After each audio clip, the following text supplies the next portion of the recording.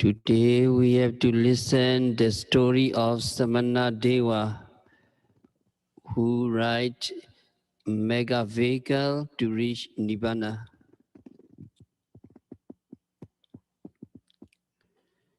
During the lifetime of the Buddha, a certain young man had established faith in the dispensation of the Buddha.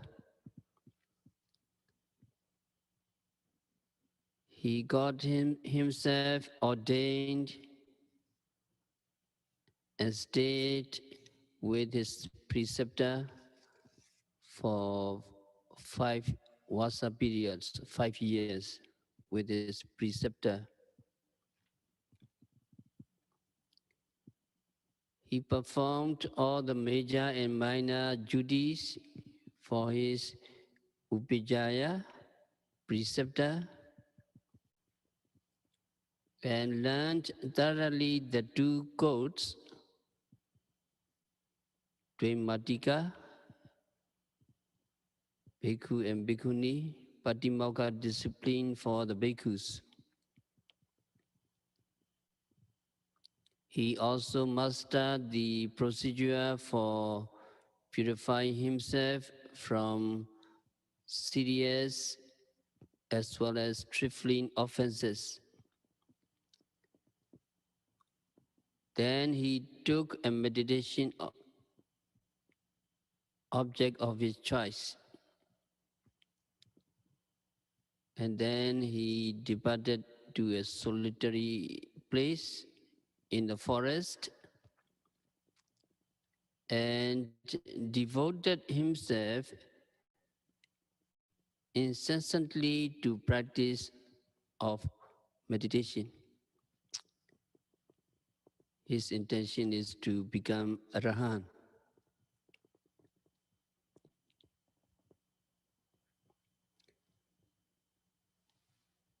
The efforts at meditation of that monk, of that bhikkhu, were very strenuous. Even at midnight, which Buddha had allowed as the time for rest and sleep, he continued with his practice. So striving days and nights and getting lost, getting enervated by lack of sufficient nourishing food,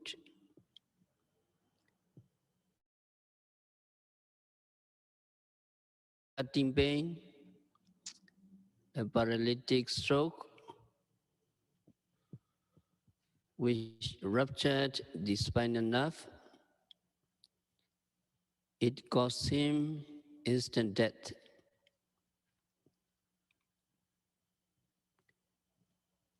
That monk was meditating while practicing walking, and thus he is said to have passed away in the course of performing the duties of a bhikkhu. According to the commentary, if any monk pass away while engaged in walking ups and down the cloister walk or standing, leaning against the leaning post, or sitting or lying down at the head of the cloister walk with a double robe on his head, that monk is said to die in harness. A bhikkhu is also said to die in harness if he pass away in the course of preaching the Dhamma, particularly on liberation from the chain of samsara, chain of existences.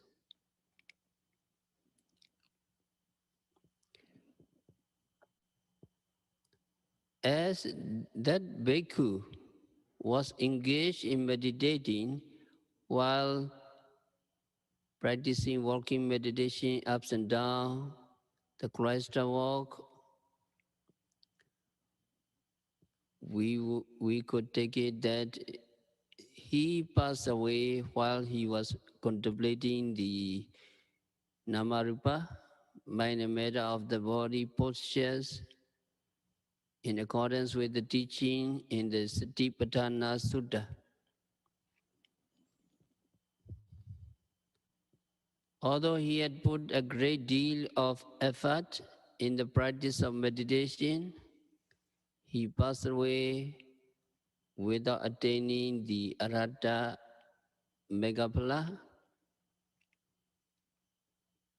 because he was not yet fully endowed with supporting acts of parami, perfection necessary for such attainments.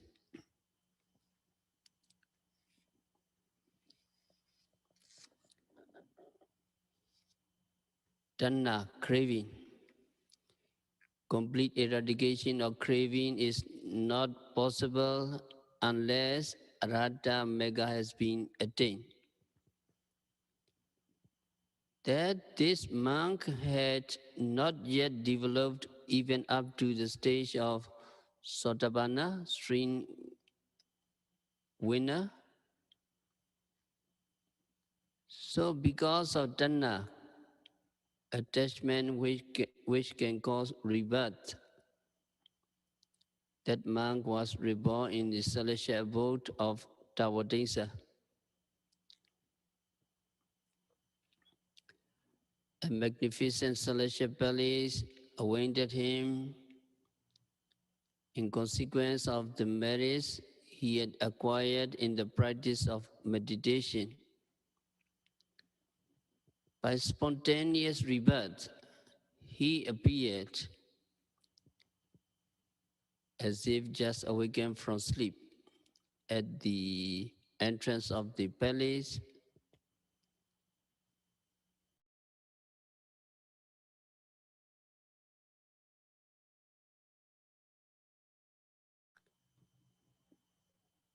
Brilliant in full celestial attire.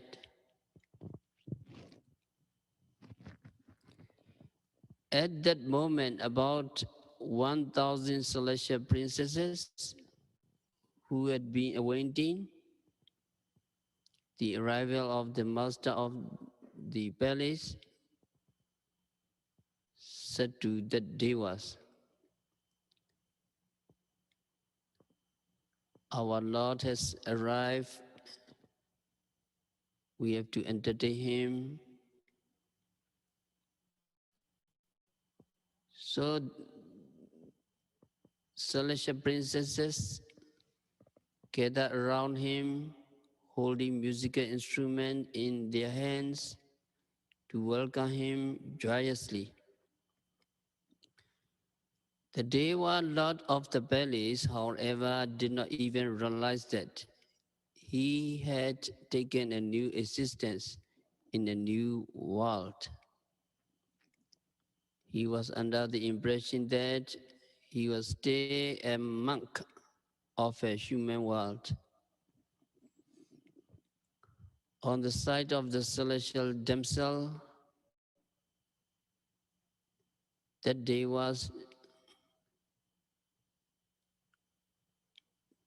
took them to be female visitors to his monastery. So that day was covered up the bare left shoulder with the upper garment and remained seated in a very dignified pose.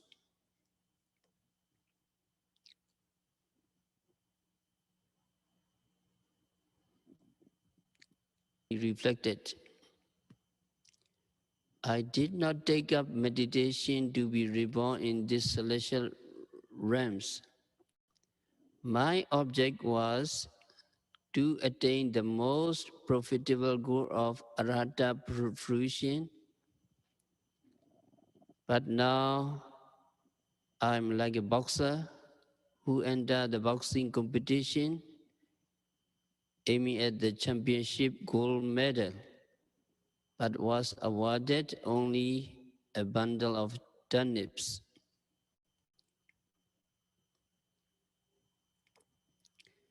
Extremely agitated in mind, the Deva's thought. The celestial pleasures are easily attainable. The lifetime of the Buddha is a rare occasion. To hear the teaching of the Buddha and to attain the Ariya Mega is of utmost importance. By wallowing in the celestial pleasures, there is the danger of losing the opportunity of meeting the Buddha.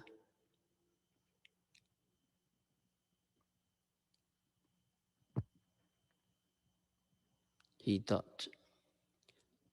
So without taking the trouble of entering the palatial building, the Deva went quickly to the presence of the Buddha, while the restraining sila he had observed as a bhikkhu still remained intact.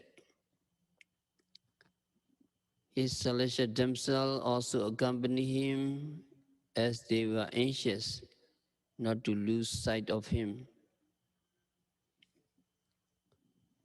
On reaching the presence of the Buddha, the Deva addressed him, "Most Venerable Blessed One, in what manner will it be possible to avoid and proceed along past the Nandavana garden, otherwise known as Mohana garden, the grove of stupidity, because it serves to encourage foolish behavior in the celestial beings who visit it, where thousands of female celestial beings indulge in singing and yodeling, where numerous demons, goblins, and spirits haunt." The Deva addressed to the Lord Buddha.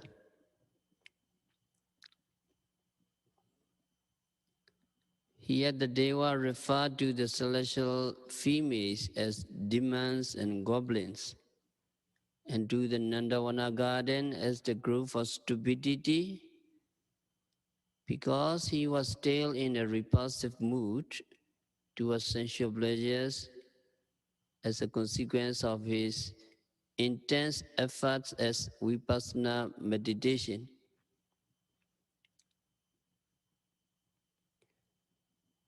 The commentary explanation of the Deva's question as to how to proceed along was that he was requesting the Buddha for guidance on vipassana, which provides access to the Aratapala.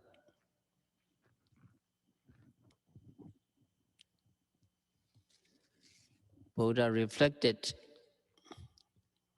on all the circumstances concerning the Devas. So Buddha taught him the Noble Eightfold Path in 3 verses. Ujjuko nama somego abhaya nama sadisa rato aku jano nama dhamma cakehi sanyuto.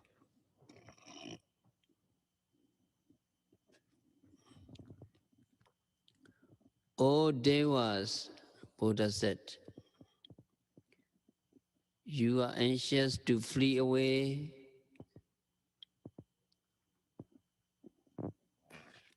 The straight path for a quick escape is the eightfold path of vipassana. You had already trod while a bhikkhu, Buddha said to the Devas.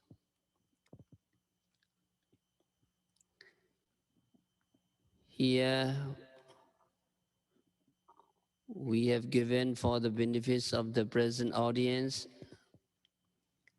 the explanatory meaning of the first line in the verse, which just said, Ujugomego, the straight path is that path. That bare translation would have been quite incomprehensible to this audience, but to the Devas who looked as if he had come straight from the monastery where he had devoted himself into meditation, the meaning was quite clear. The commentary exposition is mentioned on giving meditation training to someone not yet established in sila, morality, etc. Buddha always advised him, purify your sila, purify your moral conduct, develop mindfulness and concentration, straighten out your views of karma and its resultant effect. Buddha always advised in this way.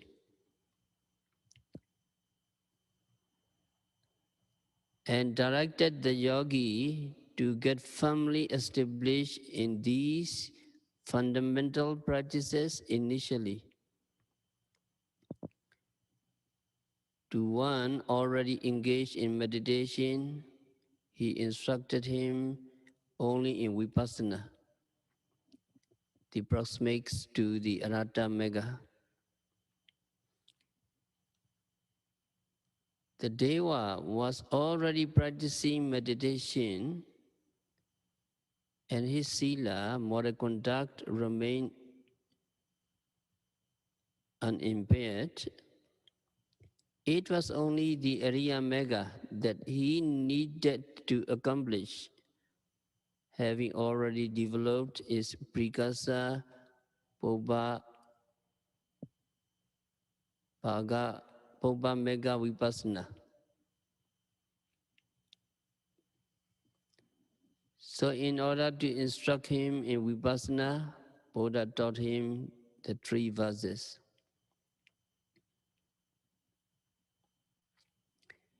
In this commentary exposition, the fact of his sila remaining unimpaired even after he had passed over from a bhikkhu existence to that of a celestial being should be well noted.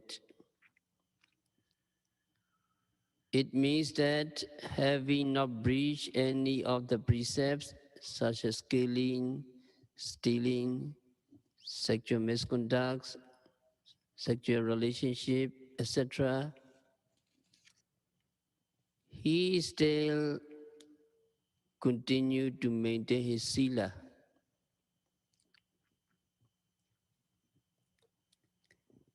It should be understood, therefore, that even without formal vow of keeping the precepts, sila remains unimpaired if one abstains from evil deeds, which one should not commit.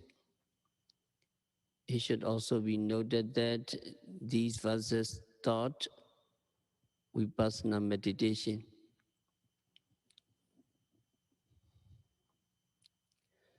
So as we had explained above, the best and straightest way of quick escape from the Nandavana garden of the celestial worlds with its celestial females is the vipassana path, which you had trod along while you was a bhikkhu.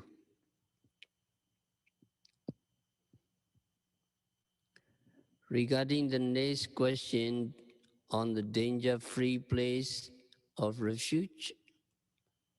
Buddha said, the danger-free place of refuge is that sanctuary,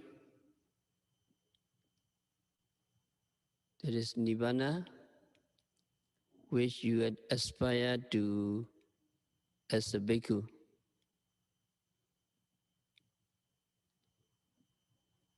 So Nibbana is ajati, ajara, abhyati, amata. In Nibbana there is no rebirth. In Nibbana there is no aging. In Nibbana there is no disease. In Nibbana there is no death and no dangers in Nibbana. So this means that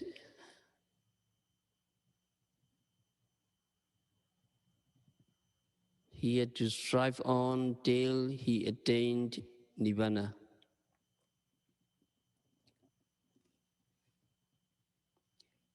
As to what type of vehicle should be employed to make the passage, Buddha said, for a silent escape with no one becoming aware of it, you need a silent carriage, silent vehicle, which is the Vipassana two-wheeler fitted with two wheels of physical exertion and mental exertion, Kayika Viriya and Cetasika Viriya.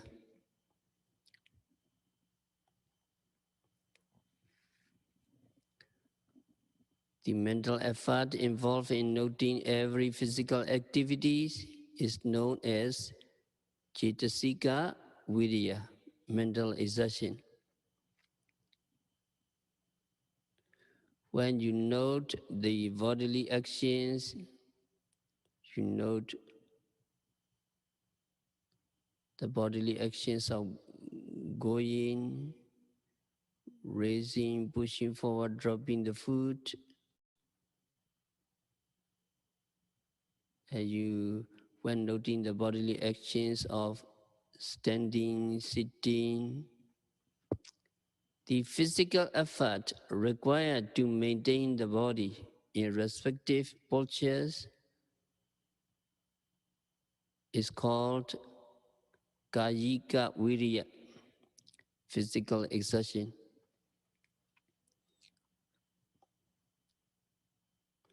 When you practice meditation, lying meditation while lying down involves only mental exertion, Cetasika Viriya, not physical exertion, not Kayika Viriya. Here, as the use of a two-wheeler with wheels of mental exertion and physical exertion was advised, it must be taken to mean the Vipassana meditation, which requires heedful noting of walking, standing, and sitting. So to ride on the grand vehicle of Vipassana Mega, fitted with two wheels of physical exertion and mental exertion, yogi must be engaged in mindful noting while occasionally walking up and down. That is to say, yogi must note walking, raising, pushing forward, dropping, as prescribed in the discourse on Satipatthana Sutta, namely Kiccantowa Kiccamiti Pajanati.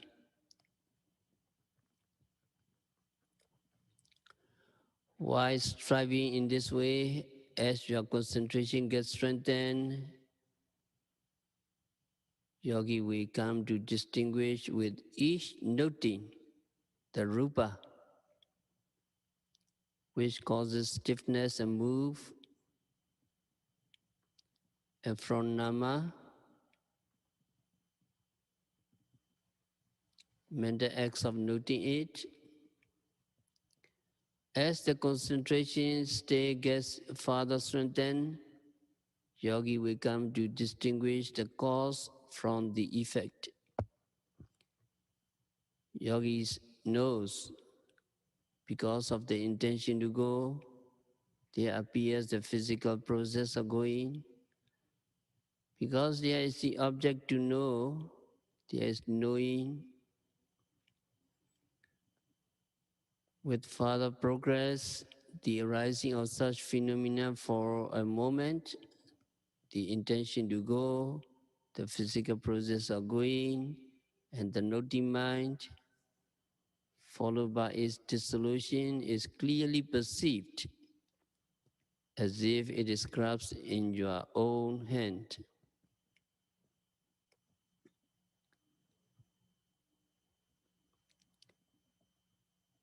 Then it is realized plainly that what arises momentarily only to vanish soon is not permanent, and you realize that what arises and vanishes incessantly is fearsome suffering. The yogi will also comprehend clearly that the phenomena are occurring of their own accord, following nobody's will, and therefore it is anatta, not self, not subjected to anyone's control. Then the heedful noting should continue while standing and sitting occasionally. The silent vehicle mentioned here is a reference to the horse-drawn vehicle of ancient days. Some vehicles are by themselves noiseless, but when burdened with many passengers or heavy loads, are liable to produce creaky sounds. However, the mega vehicle is able to carry an unlimited number of passengers without producing any sound. Sometime, while listening to the teaching of the Buddha, passengers numbering 84,000 rode on this mega vehicle, piloted by Vipassana Mega,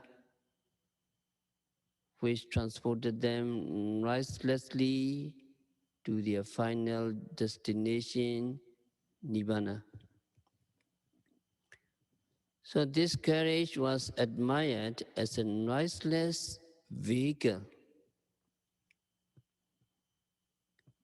That message was in this way given by the Buddha to the Devas, that it would be possible to make his silent escape without letting the celestial females know by means of this transport.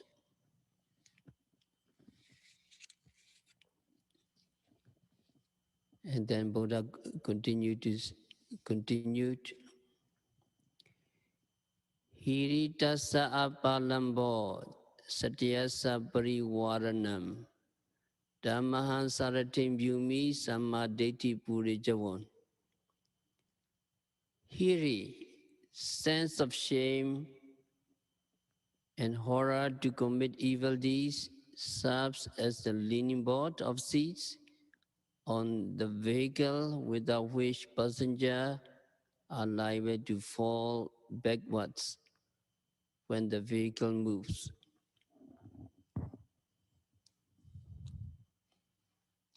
The mega vehicle has excellent leaning boards of Hiri and Uttapa, moral shame and moral fear. The meditating yogi feels repulsed and horrified at the possible arising of unwholesome thoughts concerning some objects which he may have missed in his heedful noting. It is like the revulsion you feel towards coming into with filth after having a nice clean bath. The conscientious concern for not arising of unwholesome thoughts and revulsion towards them is termed hiri, or sense of shame, moral shame. There's also fear of unwholesome thoughts leading to evil actions, which will yield unwholesome resultant effects and hinder escape from samsara, the cycle of suffering. This fear of evil deeds and its unwholesome consequences is called uttapa, moral fear.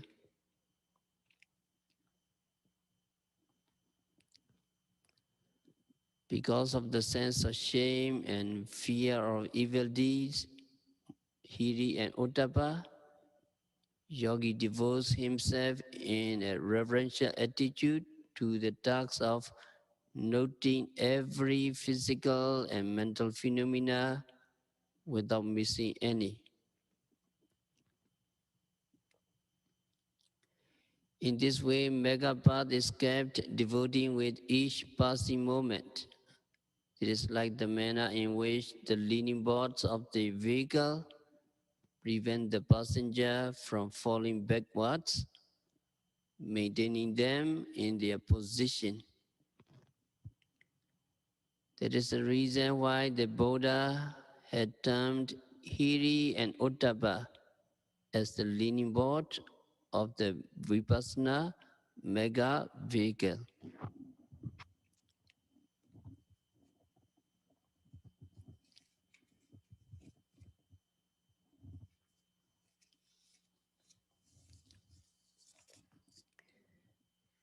Then Buddha went on to explain how the mindfulness is like the covering drapery or the awning of the mega vehicle.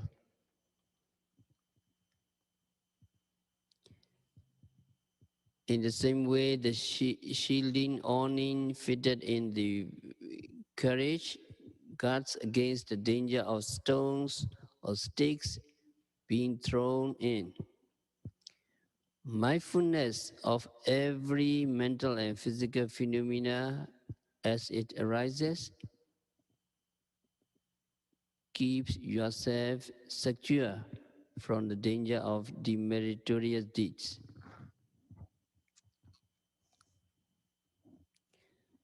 So the four foundations of mindfulness, such as the contemplation of the body, contemplation of the feeling, contemplation of consciousness, and contemplation of Dhamma, are termed the covering drapery of your mega vehicle.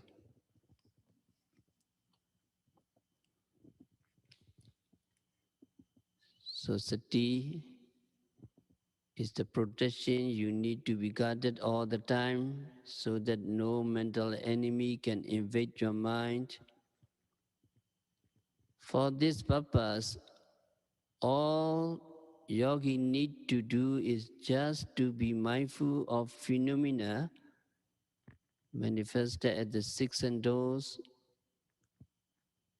by noting all your sensory reaction, such as seeing, hearing, smelling, tasting, touching, and thinking accordingly.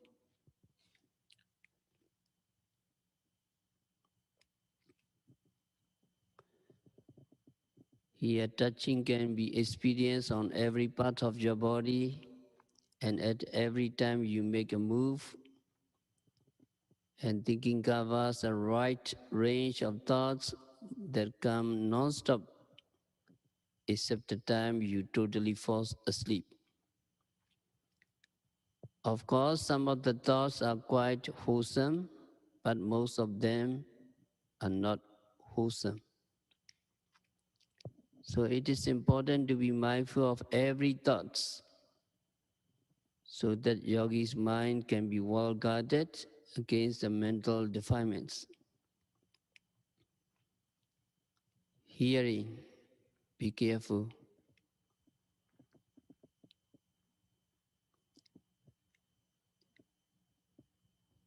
If people are not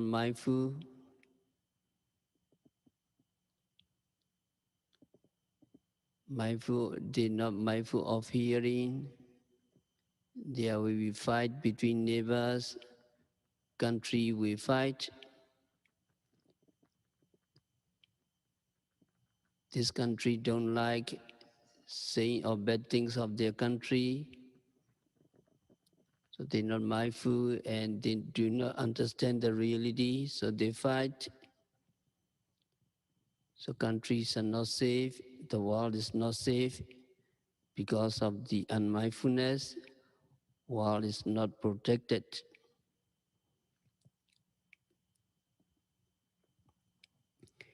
Thieves or robbers cannot attack a house if well protected by security guards. In the same way, if the mind is well guarded by mindfulness, it cannot be severely attacked by mental defilements. The mindfulness known as the single guard can be developed gradually, just like step-by-step lessons for a schoolboy. The schoolboy has to start his lesson with alphabets. It is impossible for him to read the passage right away on the first day of school.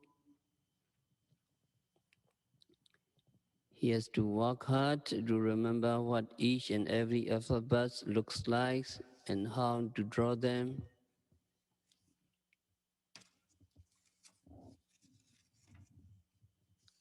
And then he has to learn how alphabets get combined into words.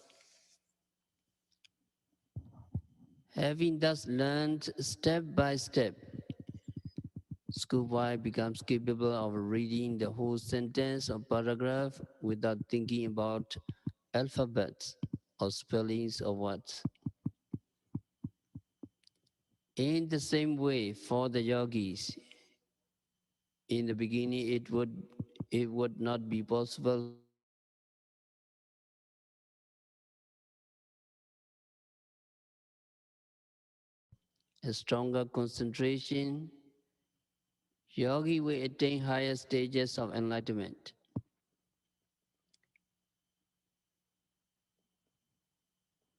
So the development of mindfulness will be fully accomplished and mental defilements can no longer find their ways into yogi's minds.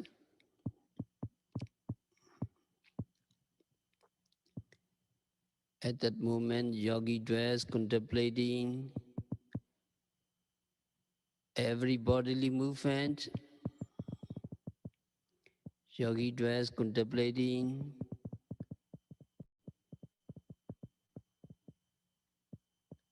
every sensation, every feeling. Yogi dwells contemplating every Chaita consciousness. Yogi dwells contemplating every Dhamma objects, ardently, clearly comprehending and mindful.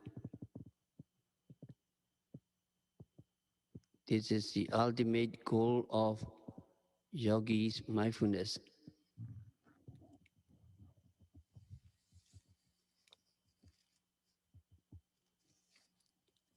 And Buddha continued,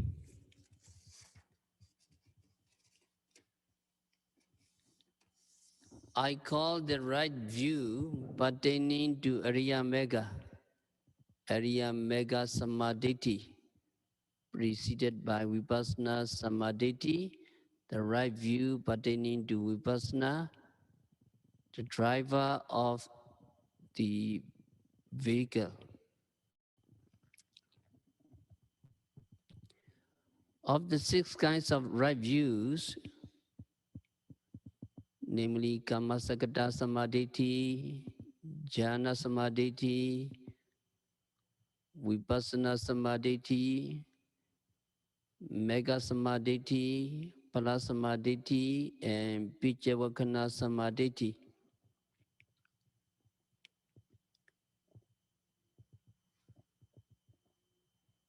Of the 6 Samadhi, the right view concerning the fruition, Pala Samadhi, is the resultant effect of the Mega.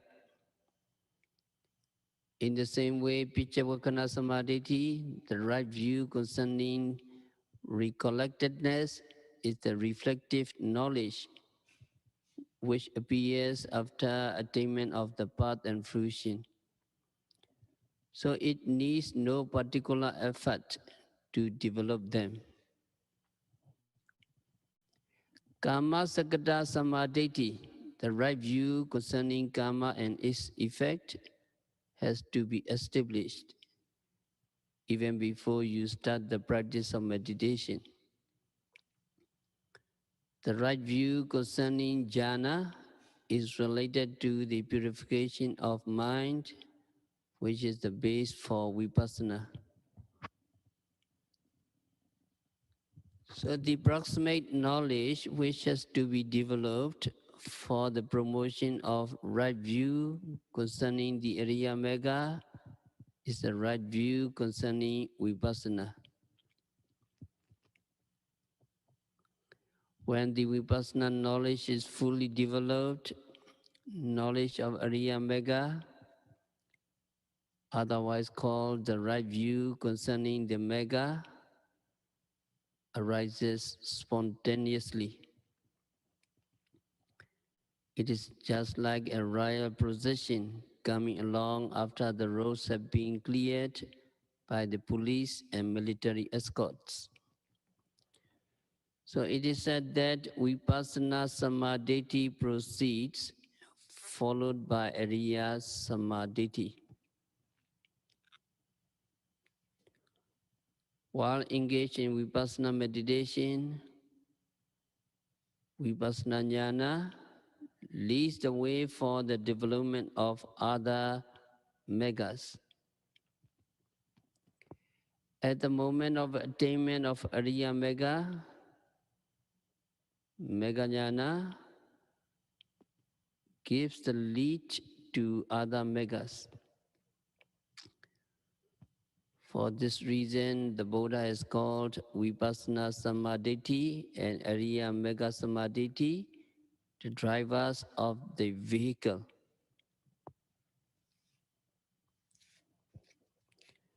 And the last verse, Buddha said, Yasa etadisi sanyanam etiya purisasa wa sawe etina yanina nibbana wa sandiki. That means any woman or man possessing the Eightfold Mega Vehicle can get to the presence of Nibbana by means of the vehicle.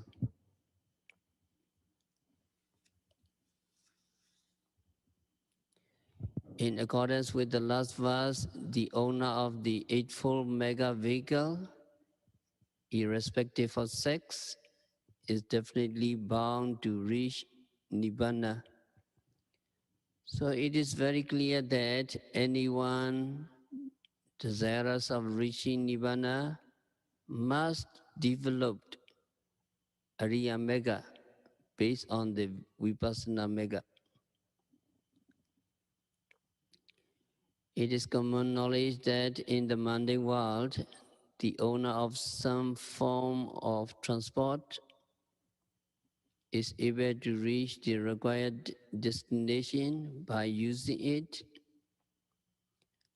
However, just having the knowledge of the mechanism of the transport without actually possessing it will not get anyone anywhere.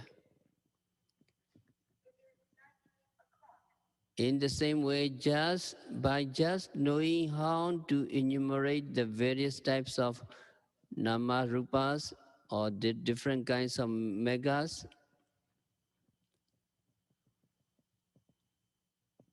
we cannot reach Nibbana just by knowing.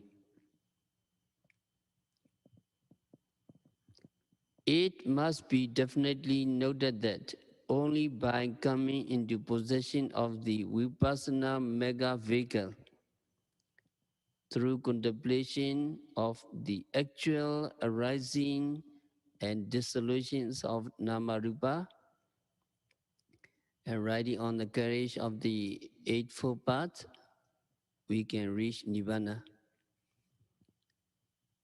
So Mahasi Sayadaw have this aphorism: the straight path is mega, the destination is Nibbana, free from all dangers. Fitted with 2 weeks of energetic efforts, the mega vehicle is silent. Hiri and Uttapa serve as the leaning board, while mindfulness forms the drapery and awning of the vehicle. Mega Jnana, preceded by Vipassana Jnana, is the driver of the vehicle. Owner of such vehicle may be either man or woman. One may ride comfortably in it to reach Nibbana. After teaching the 3 verses, the Buddha also gave the discourse on the 4 noble truths.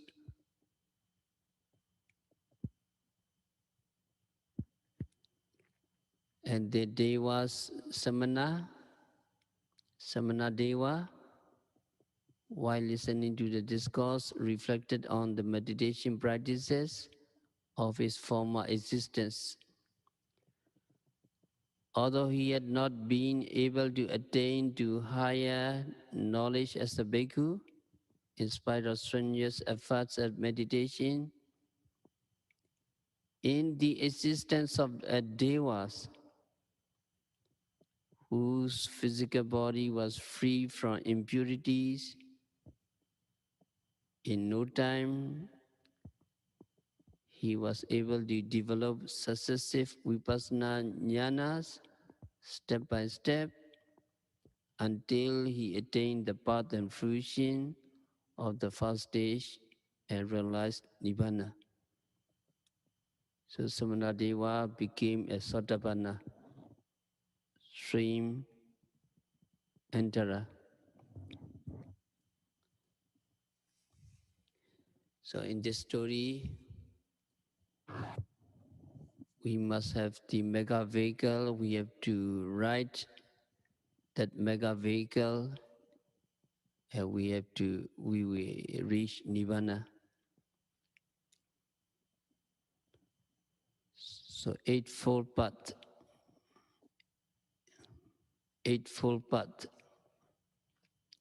We have to ride, we have to drive. When you practice vipassana meditation, you try to be mindful of the object at the present moment. And you have to make an effort to be mindful of the object. And the effort you make is samavayama, right effort. That is the wheel. wheel of the mega vehicle. With right effort, yogi try to be mindful of the object, and yogi are mindful of the object. That means your mind hits the object. Your mind hitting the object is what is called samasati, right mindfulness. So this is very important. Protection, protection. When that right mindfulness becomes stronger, you come down and your mind, as it were, goes into the object and stay there. So going to the object and staying there for a certain period of time is what is called right concentration, samadhi.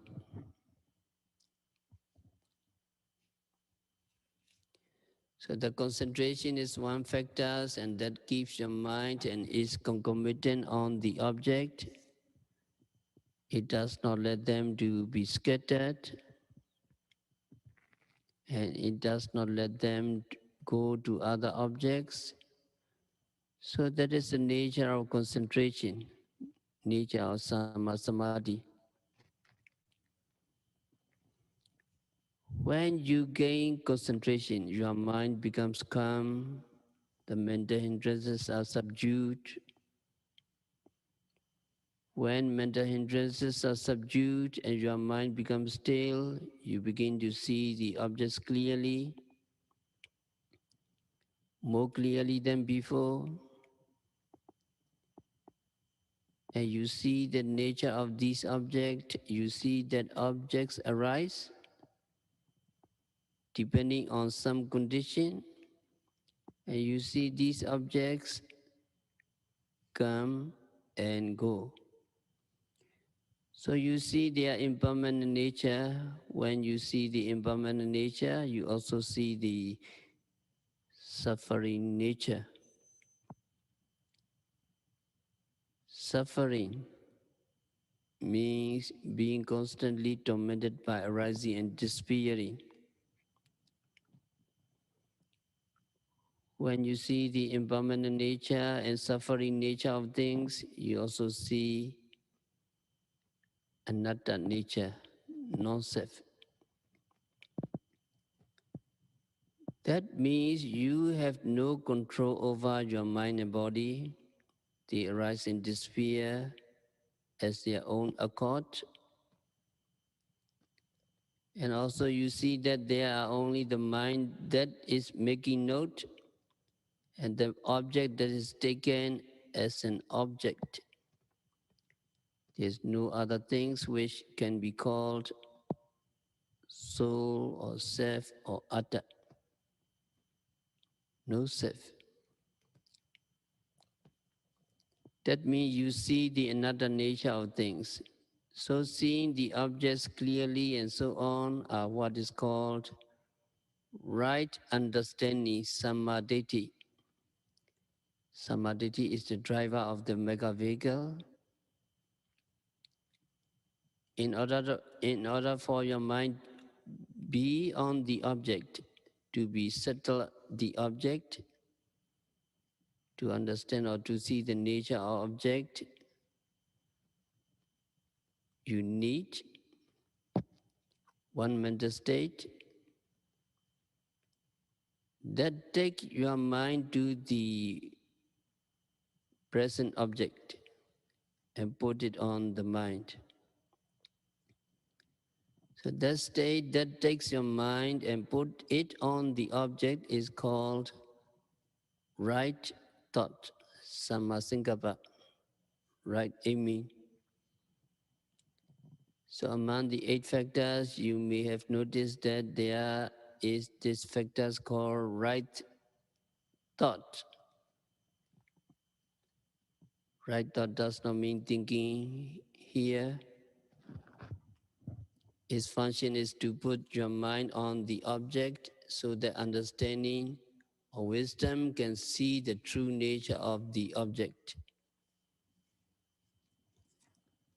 So now you know that these factors are working together at every moment of mindfulness you practice.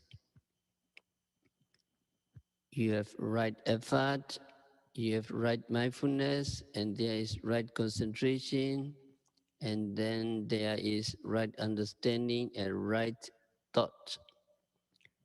So these factors are working together harmoniously at every moment of your good meditation. These five factors are called Karaka Meginga Waka factors, or we may call them active factors. Now there are the other three that have to do with the moral conduct, sila.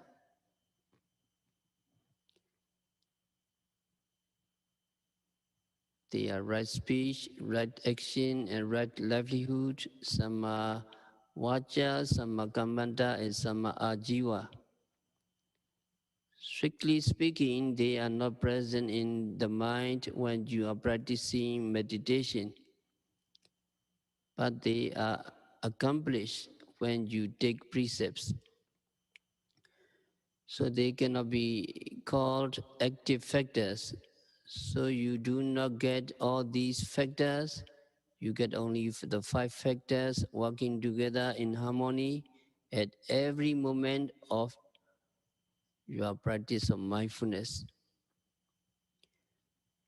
So you are practicing vipassana meditation, you are riding the mega vehicle, you are practicing the Eightfold Path, and finally you will reach Nirvana. Now we will practice meditation for a few minutes.